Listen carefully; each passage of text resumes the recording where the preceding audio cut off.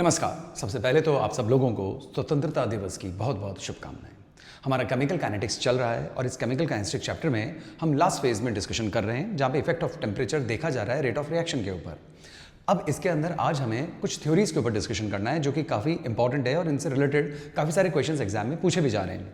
तो आइए सबसे पहले हम आज डिस्कशन करते हैं मैक्सवेल बोल्ट्जमैन डिस्ट्रीब्यूशन कर्व का। देखिए आपके सामने यहाँ पे मैंने कुछ नोट्स प्रिपेयर कर रखे हैं, ग्राफ आपको सामने नजर आ रहा है। हम क्या डिस्कशन में लेकर आ रहे हैं उस बात को आप समझिएगा। देखिए हमने अब तक इतना पढ़ लिया है कि टेम्परेचर बढ़ा देने से के बढ़ता है और के बढ़ जाने से रेट बढ़ती है। यानी इन शॉर्ट अगर किसी भी रिएक्शन का टेम्परेचर बढ़ाया जाएगा तो उस रिएक्शन के प्रोडक्ट्स में जाने की जो रफ्तार है वो बढ़ जाएगी, यानी रेट ऑफ रिएक्शन बढ़ जाएगी। लेकिन ऐसा होता क्यों है, इस बात को हम थ्योरेटिकली समझने की कोशिश करते हैं। देखिए मैक्सवेल बोल्ट्जमैन साइंटिस्ट के नेम है और उन्होंने एनर्जी को कनेक्ट किया, काइनेटिक एनर्जी को कनेक्ट किया टेम्परेचर के साथ और इस बात को समझाने की कोशिश की। सबसे पहले हम इस ग्राफ के ऊपर बात करेंगे, बाकी सारी चीजें आप अपने आप पढ़ लीजिएगा बाद में। सबसे पहले हम यहाँ पे डिस्कशन में एक पॉइंट लेकर आते हैं। देखिए ये ग्राफ प्लॉट किया गया है एनी बाय एनटी और kinetic energy. Kinetic energy totally temperature dependent factor है, टेम्परेचर बढ़ता है तो काइनेटिक एनर्जी बढ़ती है। ये फिजिक्स से भी आप बहुत अच्छे से जानते होंगे।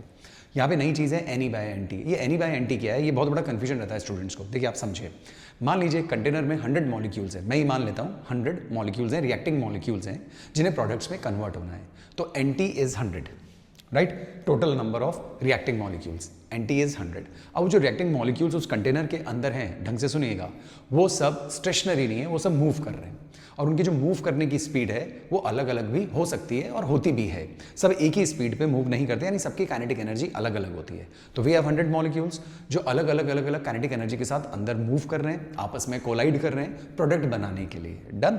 तो ये एनटी वही टोटल नंबर ऑफ मॉलिक्यूल्स हैं। And now what is NE? NE is आप जिन भी मॉलिक्यूल्स की बात कर रहे हैं वो कितने काइनेटिक एनर्जी वालों के मॉलिक्यूल्स की बात कर रहे हैं। यानी सभी की काइनेटिक एनर्जी सेम नहीं हो सकती। कुछ की काइनेटिक एनर्जी बहुत कम होगी, कुछ की काइनेटिक एनर्जी बहुत ज़्यादा होगी, कुछ की काइनेटिक एनर्जी मॉडरेट होगी। तो NE is the number of molecules having that specific kinetic energy. इन दोनों का रेशो अगर आप लोगे तो वो हमेशा फ्रैक्शन ही आएगा, क्योंकि एनटी अगर 100 है तो ऊपर जो भी काइनेटिक एनर्जी पजेस करने वाले मॉलिक्यूल्स होंगे वो 100 से तो कम होंगे, क्योंकि कुछ ज़्यादा बहुत ज़्यादा शो कर रहे होंगे, 10-15 मॉलिक्यूल बहुत ज़्यादा शो कर रहे होंगे, 20-25 थोड़ी कम शो कर रहे होंगे और 20-25 और कम शो कर रहे होंगे। तो एनई का जो नंबर होगा वो एनटी से तो हमेशा छोटा ही होगा, क्योंकि टोटल 100 है, 100 में से डिफरेंट काइनेटिक एनर्जी शो करने वाले मॉलिक्यूल्स हैं।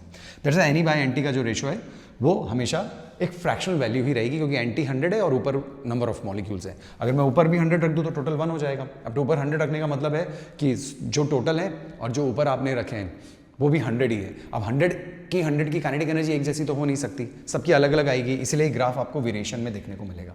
तो चलिए इसको शुरू करते हैं। देखिए नीचे काइनेटिक एनर्जी है। अब अगर आप गौर से देखें तो ऐसा फ्रैक्शन काइनेटिक एनर्जी रखने वाले मॉलिक्यूल्स का ऐसा फ्रैक्शन बहुत कम है जिनकी काइनेटिक एनर्जी लगभग 0 होती है। ये तो स्टार्ट करने के लिए ग्राफ है। यहाँ से जैसे आप आगे चल रहे हैं, आप सबसे पहले ऊपर वाले ग्राफ के ऊपर बात करेंगे हम लोग, राइट। आपको नीचे वाले ग्राफ को डिस्कस नहीं करना है, अभी हम भी नहीं करेंगे, आपको सिर्फ ऊपर वाले ग्राफ को देखना है। अभी हम इसके ऊपर डिस्कशन कर रहे हैं। अब आप गौर से देखें इस ग्राफ को, राइट, जिसमें मैंने टिक लगाया है टी वाला। एक पर्टिकुलर टेम्परेचर है, T डिग्री सेल्सियस एक पर्टिकुलर टेम्परेचर है। इस पर्टिकुलर टेम्परेचर पर इस कर्व के अंदर जो मैं बताना चाह रहा हूँ कि ये जो कर्व है, दिस कर्व, यानी कि मैं आपके लिए थोड़ा ईजी कर देता हूँ जिससे कि आपको आइडिया रहे कि हम इसी वाले की बात कर रहे हैं। इसके अंदर मान लीजिए 100 मॉलिक्यूल्स है, क्योंकि यहाँ पे फ्रैक्शन चल रहा है तो ये पूरे 100 मॉलिक्यूल्स की कहानी है ये पूरे के पूरे। अब इन 100 मॉलिक्यूल्स में से ऐसे मॉलिक्यूल्स बहुत कम हैं या है ही नहीं जिनकी काइनेटिक एनर्जी 0 होती है। देखा जाए तो जैसे जैसे काइनेटिक एनर्जी बढ़ रही है इन मॉलिक्यूल्स का फ्रैक्शन बढ़ रहा है, मतलब ऐसे मॉलिक्यूल्स बहुत ज़्यादा हैं जिनकी काइनेटिक एनर्जी बढ़ती जा रही है।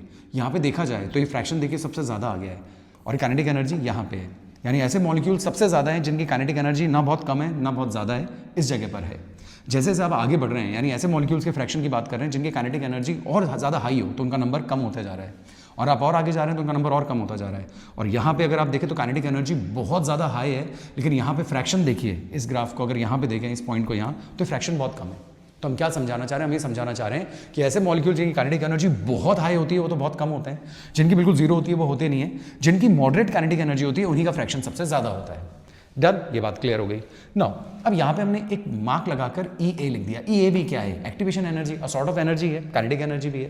तो ये माना जाता है कि काइनेटिक एनर्जी अगर यहाँ तक पहुँच जाए, मतलब बहुत ज़्यादा हाई हो जाए, यानी वो मॉलिक्यूल जिनकी काइनेटिक एनर्जी इतनी ज़्यादा हो जाती है वो एक्टिवेशन एनर्जी को क्रॉस करने जितनी एनर्जी उनके पास आ जाती है। यानी हम ये कह सकते हैं कि ऐसे मॉलिक्यूल जिनकी काइनेटिक एनर्जी बहुत ज़्यादा होती है वो इतनी ज़्यादा एनर्जी के साथ एक्टिवेशन एनर्जी के बैरियर को क्रॉस कर सकते हैं। प्रीवियस वीडियो में मैंने आपको बताया था कि रिएक्टेंट्स को प्रोडक्ट्स में कन्वर्ट होने के लिए एक एनर्जी के बैरियर को क्रॉस करना होता है, और वही एनर्जी का जो बैरियर होता है वहां पे रिएक्टेंट की एनर्जी से जो पीक होता है उसी को हम एनर्जी ऑफ एक्टिवेशन कहते हैं। अगर आपको थोड़ा सा ध्यान आ रहा हो तो यहाँ से यहाँ तक जो होता है इसी को हम एनर्जी ऑफ एक्टिवेशन कहते हैं। यहाँ पे एनर्जी थी, ये रिएक्शन कोऑर्डिनेट्स थे। डन। तो यहाँ से यहाँ तक पहुँचने के लिए, यानी कि ऐसे मॉलिक्यूल्स जिनकी काइनेटिक एनर्जी इससे ज़्यादा होगी, वही मॉलिक्यूल्स इस एनर्जी के पीक तक पहुँच सकते हैं। आप ऐसा समझ लीजिए, यानी कि वो इस रेस में शामिल हो चुके हैं कि वो इसको क्रॉस करके प्रोडक्ट बना सकते हैं। डन। नाउ अब हमने क्या किया, अब हमने सेम रिएक्टिंग मिक्सचर था, अब उसके अंदर हमने 10 डिग्री राइज कर दिया है। यानी इस बार आपको इस ग्राफ पे फोकस करना है। इस बार हमने 10 डिग्री राइज कर दिया। मॉलिक्यूल्स कितने हैं अभी अपने पास? 100 ही हैं। तो area under the curve should remain same. JEE Mains में ये एग्जाम में पूछा जा चुका है ये क्वेश्चन। तो area under the curve should remain same. क्यों? क्योंकि ये कर्व जो है वो 100 मॉलिक्यूल्स के लिए, मैंने जैसा आपको समझाया। तो अगर आपने इस कर्व को यहाँ से छोटा किया है तो कहीं ना कहीं से ये ऊंचा होगा, क्योंकि area under the curve should remain same, क्योंकि 100 मॉलिक्यूल्स की बात हो रही है। अब जैसे मैंने 10 डिग्री राइज किया तो एक ड्रास्टिक चेंज आपको क्या देखने को मिलेगा कि जो इसका पीक था वो नीचे चला गया, यानी यहाँ पे हाइट कम हो गई, यानी ऐसे मॉलिक्यूल्स का नंबर कम हो गया जिनकी काइनेटिक एनर्जी मॉडरेट थी, बीच में थी। तो क्वेश्चन इस टेम्परेचर बढ़ा देने से ऐसे मॉलिक्यूल्स का फ्रैक्शन कम हो गया जिनकी काइनेटिक एनर्जी मॉडरेट थी। तो मॉलिक्यूल्स गए कहाँ? तो देखिए वो फ्रैक्शन आगे की तरफ खिसक गया। और इस पूरे ग्राफ को अगर मैं एक्सटेंड करूँ तो आपको ये चीज़ नजर आएगी कि एंड तक अगर आप जाएं तो जहां मैंने एक बैरियर सेट किया था एक्टिवेशन एनर्जी का, उसको क्रॉस करने वाले मॉलिक्यूल्स पहले इतने थे और अब इतने हो गए, यानी पहले के मुकाबले दुगने हो गए। यानी कि जो एक्टिवेशन एनर्जी का बैरियर को क्रॉस करने वाले मॉलिक्यूल्स का जो भी फ्रैक्शन पहले था, इस बार वो नंबर बढ़कर डबल हो गया है। राइट। तो इसका मतलब ज्यादा प्रोडक्ट्स बन सकते हैं, इसका मतलब उसी समय में ज्यादा रिएक्टेंट्स प्रोडक्ट्स में कन्वर्ट हो सकते हैं, इसका मतलब उसी समय में दुगने प्रोडक्ट्स आपको मिल सकते हैं, यानी उसी समय में आपकी रेट बढ़ गई, आपको तेजी से प्रोडक्ट्स मिलने लग गए, यानी कि रेट ऑफ रिएक्शन बढ़ जाएगी यदि आप 10 डिग्री बढ़ा देंगे। और इसको देखकर नजर आ रहा है कि लगभग दुगने प्रोडक्ट्स मिल रहे हैं, तो रेट दुगनी हो गई। तो हम क्या कह सकते हैं? हम ये कह सकते हैं कि अगर टेम्परेचर 10 डिग्री बढ़ा दिया जाए, नॉर्मल टेम्परेचर पर के निकाल रहे हैं, और अगर 10 डिग्री बढ़ा दिया जाए तो जो रेशो होता है उसको हम टेम्परेचर कोफिशिएंट कहते हैं, और वो रेशो 2 से 3 के बीच में हो सकता है। 2 भी हो सकता है, 3 भी हो सकता है, 2.5 भी हो सकता है, पर इन जनरल ये माना जाता है कि किसी भी रिएक्शन का टेम्परेचर अगर 10 डिग्री बढ़ा दिया जाए तो उसकी रिएक्शन की जो रफ्तार होती है वो लगभग दुगनी से तिगुनी के बीच में आ जाती है। ये जो रेशो होता है, ये रेशो के प्लस टी प्लस 10, मतलब कि एक नॉर्मल रेट कांस्टेंट निकाल रहे हैं और एक 10 डिग्री बढ़ जाने पे रेट कांस्टेंट निकाल रहे हैं, तो जो रेशो आता है इसको टेम्परेचर कोफिशिएंट कहते हैं, और इसकी वैल्यू 2 से 3 के बीच में हो सकती है। ये ही कहलाता है टेम्परेचर कोफिशिएंट थ्योरी, या इसी को हम टेम्परेचर कोफिशिएंट कहते हैं।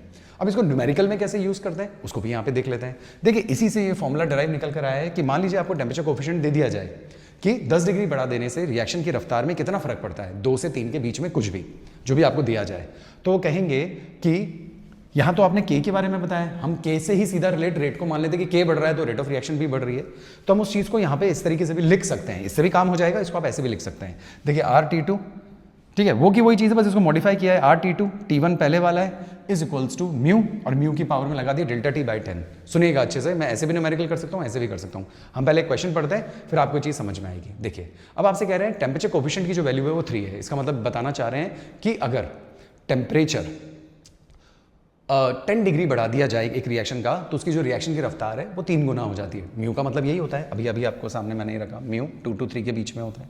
राइट। तो कहना चाह रहे हैं, बताइए अगर हम टेम्परेचर 25 से 55 पहुंचा दें, 25 डिग्री सेल्सियस से 55 डिग्री सेल्सियस टेम्परेचर पहुंचा दें, तो बताइए जरा कि रेट पे क्या फर्क पड़ेगा।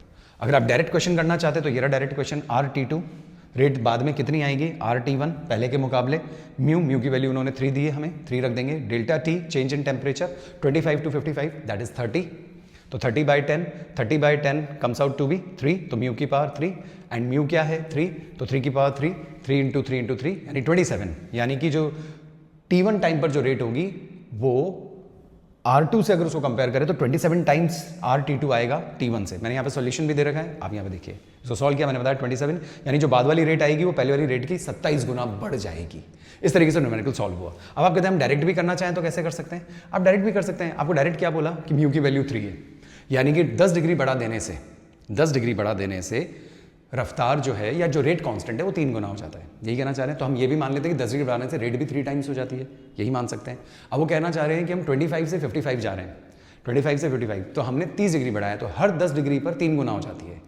तो 30 डिग्री आपने बढ़ाया है, तो 3 इंटू 3 इंटू 3, तो 3 3 9 3 27, तो आंसर विल बी 27 टाइम्स। तो आप ऐसे करिए तो भी ओके, आप ऐसे करिए तो भी ओके। न्यूमेरिकल मैंने आपको बता दिया। उम्मीद करता हूँ ये कॉन्सेप्ट आपको अच्छे से समझ में आया होगा। जो भी बातें मैंने आपको बोली है वो सब बातें यहाँ पे बहुत अच्छे से लिखी हुई है, उनको पढ़कर मैं टाइम खराब नहीं करूँगा। आप पॉज करके रोक कर भी इन सब चीज़ों को पढ़ सकते हैं, अच्छे से समझ सकते हैं। सारे पॉइंट्स मैंने यहाँ पर लिख के आपके सामने रख दिए। ओके, तो उम्मीद करता हूँ आपको कॉन्सेप्ट बहुत अच्छे से समझ में आया होगा। नेक्स्ट वीडियो में हम ट्रांजिशन स्टेट थ्योरी को डिस्कशन में लेकर आएंगे। धन्यवाद।